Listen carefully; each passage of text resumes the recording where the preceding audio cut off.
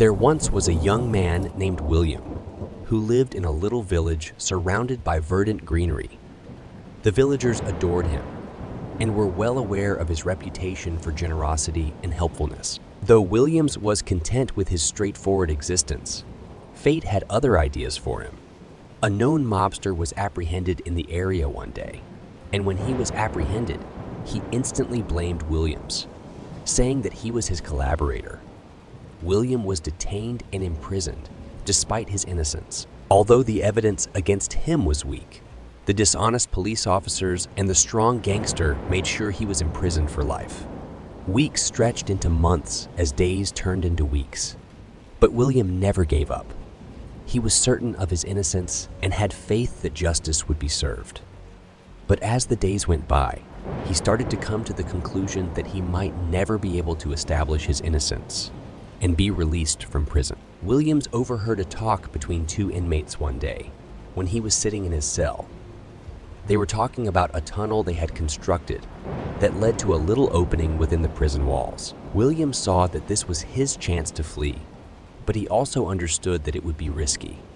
William formed a strategy after observing the jail guard's daily routine throughout the course of the following few days. He understood that if he wanted to succeed, he needed to move swiftly and covertly. William waited for the ideal time until the night of the breakout. He hurried to the tunnel when the guards had passed his cell. William had to crawl on his hands and knees into the tunnel, which was completely black. Because it was small, he had to take extra care not to make a sound. Finally, after what felt like a lifetime, William noticed a tiny hole. After forcing himself through the opening, he emerged from the prison's walls. William realized he needed to exercise caution while in a free state. He had to avoid running the risk of being discovered once more. He made the choice to leave the village and establish himself somewhere else. Although he had no place to go and no money to support himself, he became aware of this as he was strolling through the fields. He noticed a young boy sitting by the side of the road while he deliberated his next action. William approached the youngster to inquire as to the cause of his tears. The child informed William that he had become disoriented and was unsure of how to return home. William decided to assist the youngster right away, taking him under his wing. Over the course of several days of travel, William and the boy shared important life lessons. He imparted his wisdom to him while sharing anecdotes from his own life.